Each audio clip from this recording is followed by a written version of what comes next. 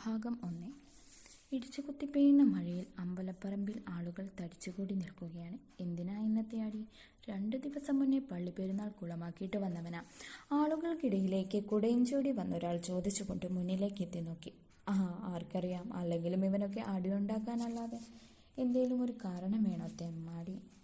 അടുത്തുനിന്ന് അയാൾ മുന്നിലേക്ക് നോക്കി കൈമലർത്തി പുച്ഛത്തോടെ പറഞ്ഞു, എൻ്റെ ഭഗവാനെ, ഈ ഉത്സവവും കഴിഞ്ഞതുപോലെ ആകുമോ? ആളുകളെ വകഞ്ഞുമാറ്റി അദ്ദേഹം അടി നടക്കുന്നിടത്തായി ചെന്നു. എൻ്റെ നമ്പ്യാരെ, താൻ അതിൻ്റെ ഇടയിലൊന്നും ചെന്ന് കയറല്ലേ, മതം പൊട്ടി നിൽക്കുവാ തെമ്മാടി. മുന്നോട്ടേക്ക് പോകാൻ തുടങ്ങിയ ആളെ കയ്യിൽ പിടിച്ചു നിർത്തി മറ്റൊരാൾ പറഞ്ഞതും അയാൾ മറ്റേ ആളെ ഒന്ന് നോക്കി. എനിക്ക് നേരെ ഇനി നിന്റെ നാവ് പൊങ്ങിയാൽ ഇതായിരിക്കില്ല ഇന്ദ്ര നീ കാണുന്ന എൻ്റെ യഥാർത്ഥ രൂപം. ആടികൊണ്ട് അവശനായി നിൽക്കുന്നവനെ മുന്നിലെ ചെളിവെള്ളത്തിലേക്ക് ആഞ്ഞു തള്ളി തലയുയർത്തുമ്പോൾ പട്ടം കൂടി നിന്ന ആളുകളെ അവൻ രോക്ഷത്തോടെ ഒന്ന് നോക്കി. ഈ തെമ്മാടി ഒരിക്കലും നന്നാവില്ല. കൂടി നിന്നവർ അങ്ങനെ ഓരോന്നും പിറുപിറുത്തുകൊണ്ട് അവിടെ നിന്ന് പോകാൻ തുടങ്ങി. ഡാ ദേവനാരായണ! കാലിയോടെ തന്നെ ചുറ്റും നോക്കുന്നവനെ പിന്നിൽ നിന്ന് വിളിച്ചുകൊണ്ട് ദീപക് എന്ന ദീപു അടുത്തേക്ക് ചെന്നു. നീ വന്നേ. അവനടുത്തേക്ക് കുട നീട്ടിപ്പിടിച്ചുകൊണ്ട് ദീപു പറഞ്ഞതും പുറം കയ്യാലെ ആ കുട തട്ടിമാറ്റി അവൻ മുന്നോട്ട് നടന്നു.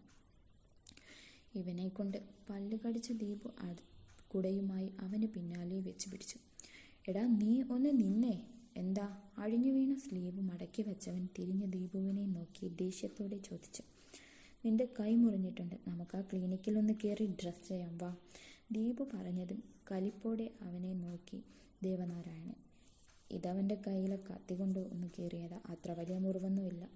നീ വീട്ടിൽ പോകാൻ നോക്ക്. അതും പറഞ്ഞ് നടന്നു പോകുന്ന ദേവനാരായണനെ ദേഷ്യത്തോടെ കയ്യിൽ പിടിച്ചു നിർത്തി ദീപു. മര്യാദയ്ക്ക് വാടാ, ചോര നിൽക്കുന്നില്ല. അവനെയും പിടിച്ചു വലിച്ചുകൊണ്ട് അടുത്തുള്ള സ്മാർട്ട് കെയർ എന്ന ക്ലിനിക്കിലേക്ക് കയറി ദീപു. എന്തു പറ്റി? കൈയൊന്നും മുറിഞ്ഞതാ, റിസപ്ഷനിലിരിക്കുന്ന പെൺകുട്ടി ചോദിച്ചതും ദീപുവാണ് മറുപടി പറഞ്ഞത്. അകത്തേക്ക് ചെന്നോളൂ. ആ പെൺകുട്ടി പറഞ്ഞതും അക്ഷമനായി കാത്തു നിൽക്കുന്ന ദേവനെയും കൂട്ടി ഡോക്ടറെ കാണാൻ കയറാൻ തുടങ്ങുമ്പോഴാണ് ദേവനെ തട്ടി ആരോ മുന്നോട്ട് വീഴാൻ പോയത്. എവിടെ നോക്കിയാടി നീയൊക്കെ പോകുന്നേ? മുറിഞ്ഞ ചോര വാർന്ന കൈ മറുകൈയാൽ പൊതിഞ്ഞു പിടിച്ചുകൊണ്ട് ദേവൻ ഓടിപ്പോയവളെ നോക്കി ചോദിച്ചപ്പോഴേക്കും അവൾ അവിടെ നിന്ന് മറഞ്ഞിരുന്നു. നീ ഇങ്ങോട്ട് വന്നേ വാ ദേവാ. ദീപു അവനെയും വലിച്ച് ഡോക്ടറെ കാണാൻ കയറി. എന്തുപറ്റി?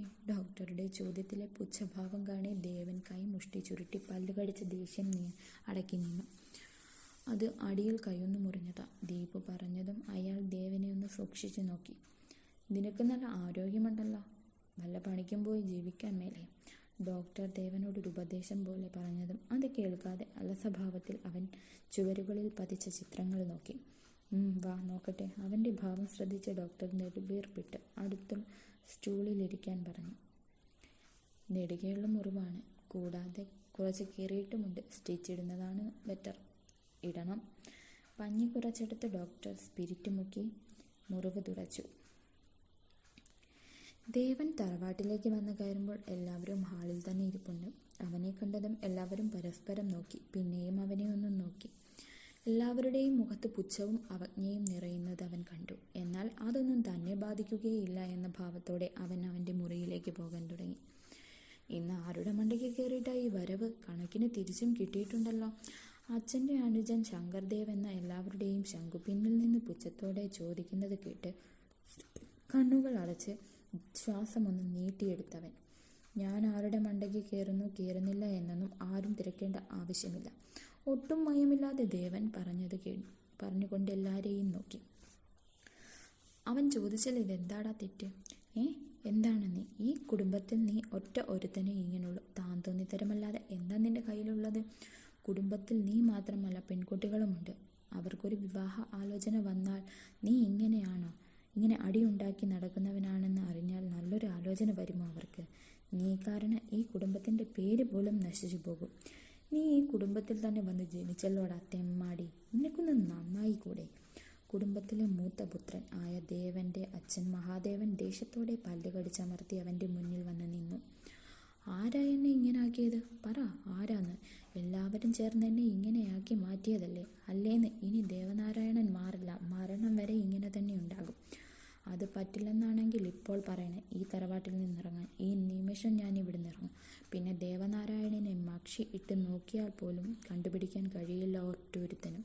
അവൻ്റെ ശബ്ദം അവിടെ ഒരു പ്രകമ്പനം സൃഷ്ടിക്കുമ്പോൾ ഇതൊന്നും അറിയാതെ എല്ലാവർക്കും കുടിക്കാനുള്ള ചായയുമായി വന്ന പെണ്ണിൻ്റെ കയ്യിൽ നിന്ന് പേടിയാൽ ചായ ട്രേ നിലത്തേക്ക് വീണ് ചിന്നിച്ചിതറി.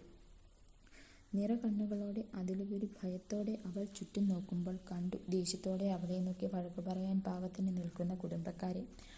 അതൊന്നും മൈൻഡ് ചെയ്യാതെ കയറിപ്പോകുന്നവനെ നോക്കി അവൾ അവിടെ നിന്നതും എന്തോ ഒന്ന് ശക്തിയിൽ തൻ്റെ ദേഹത്തേക്ക് പതിച്ചതും വേദനയാൽ പേടിയോടെ നോക്കിയപ്പോൾ കണ്ടു താഴേക്ക് വീണ് പല പങ്കായി കിടക്കുന്ന TV റിമോട്ട്. എന്ത് നോക്കി നിൽക്കുവാടി, മര്യാദയ്ക്ക് വൃത്തിയാക്കിയിട്ടോ? ശബ്ദം കേട്ടിടത്തേക്ക് നോക്കിയപ്പോൾ കണ്ടു പ്രായത്തിന് ചേരാത്ത ഒരു ചുരിദാർ ധരിച്ചു നിൽക്കുന്ന ശംഖുവിൻ്റെയും മഹിയുടെയും പെങ്ങൾ ശാന്തിയെ. തുടരും.